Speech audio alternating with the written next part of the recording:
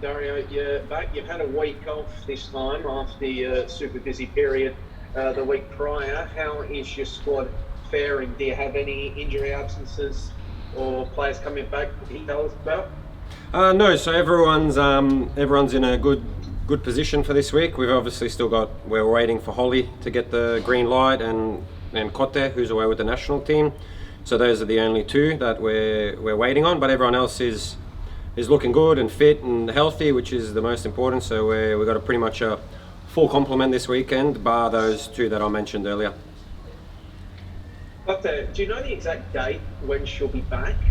They've got that final World Cup qualifier, so she'll be back available for those. I think the March 3rd or the March 4th we play. So they'll be, and Holly and Kote should both be back and ready to play for those games after the international break.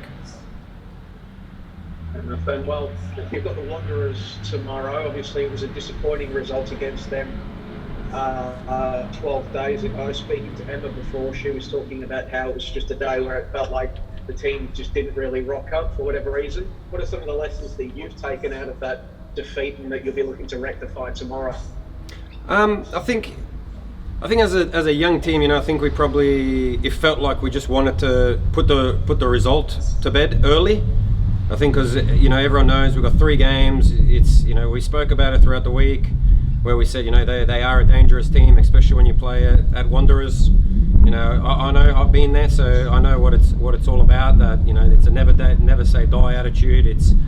We fight for everything. So we knew it'd be a very tough one, and the table wasn't probably a fair reflection. I watched them against Sydney FC, and I thought they were very unlucky not to get something out of that game as well, and in all the other games that they've played. So we knew it was going to be tough, and I think we just forced the issue a little bit too much. We were caught in transition a couple of times, so. We've looked at it, we've learned from it, and we put in a good performance against Adelaide. We got a great result in, again, tough conditions 3 days later in Adelaide, and then and again I was proud of the ladies in a derby where that's your 3rd game in a week. You're playing a derby, and we controlled the game for large amounts, and we're looking positive and really looking forward to this week's challenge. Since that result against you, the Wanderers have gone out and they've ended Western United's unbeaten start to the season. And then they got a point against Melbourne Victory during the week. Is there anything as a coach that you need to keep in mind when you're preparing against a side that is riding such a wave of momentum and feeling good as the Wanderers are right now? Look, not really. I think regardless of if teams are on a winning streak or a losing streak or whatever it may be, sometimes it could be the other way where teams are.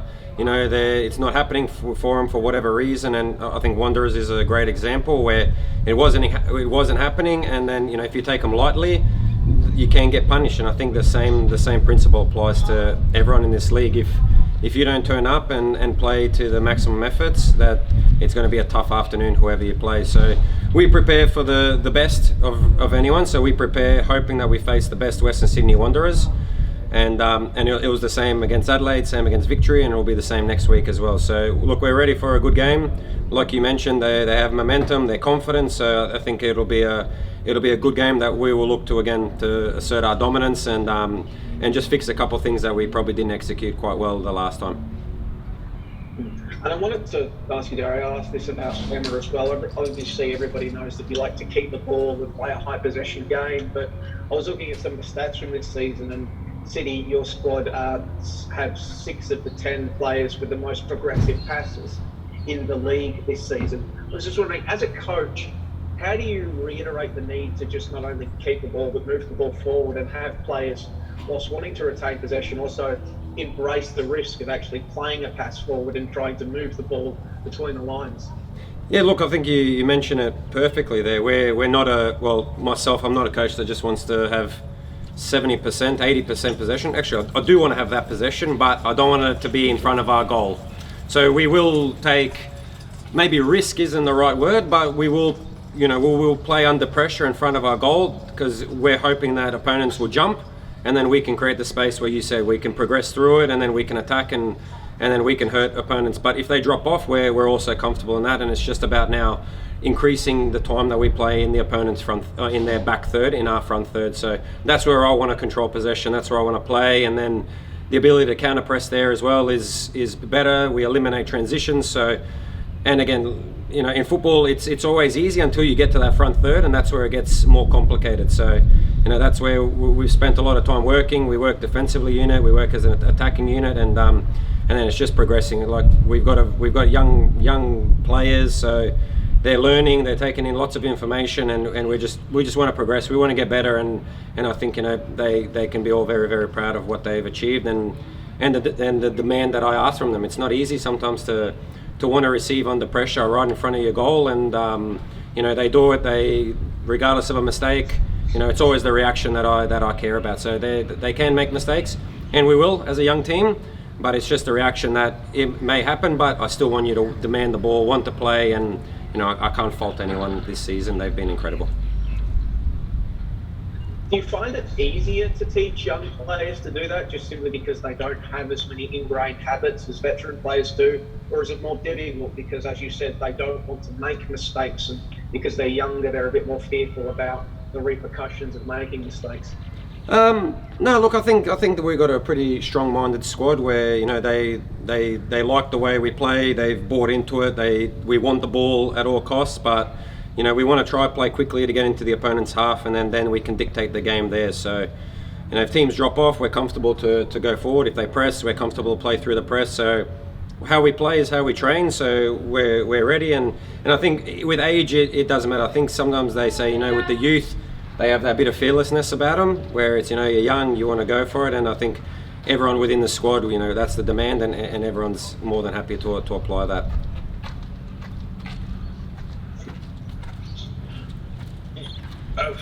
Sorry, just got caught on myself there. With that game against the Wanderers, do you think that perhaps the preference of Serena Bolton, who was making their debut that afternoon, and having more tape on them now to study, do you think that's going to help, or has helped the preparation in the lead up to tomorrow's game? Look, a little bit, yeah. It's always hard when a player comes in and there's no real footage. I know we watched a little bit of her with the Philippines, but there wasn't too much footage, so we only saw little bits and pieces. And obviously with Jordan, who was with the young Matildas at the time when they played, and Matildas, so we could get a little bit, but it's always different in a different structure than to a national team. So she's a good player quality that we know that we have to be aware of tomorrow, and so they've got good players everywhere. But if we can dominate the game, and then we can eliminate that threat, or then the threat will be a lot less. So if we turn over the ball carelessly, then their transition becomes a big problem. And I guess because you've got a little bit more space between this game and the victory game, unlike playing that 3 games 7 days, how much does that help the preparation? Just having the opportunity to get a little bit of rest.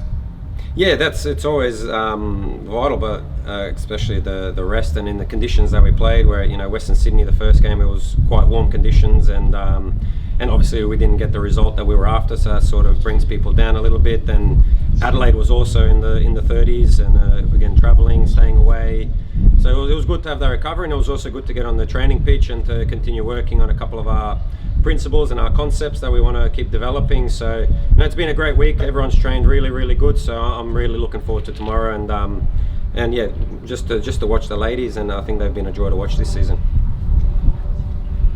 It's the start of a couple of games tomorrow, with you guys both coming Adelaide to town next week as well. What's it like preparing for 2 sets of fixtures that are so close together to the reverse? I think when you play teams the first time, it's a little bit probably harder, because you're not sure how they'll match up against you, if they'll change something, and then you don't have a chance to be on the training park. So this time, especially Western Sydney, we only played them not very long ago, and the same with Adelaide, we only played them less than 2 weeks ago. So yeah, I think it won't be a massive change. So we understand, they also understand how we'll probably play. So again, our biggest focus is on ourselves, that we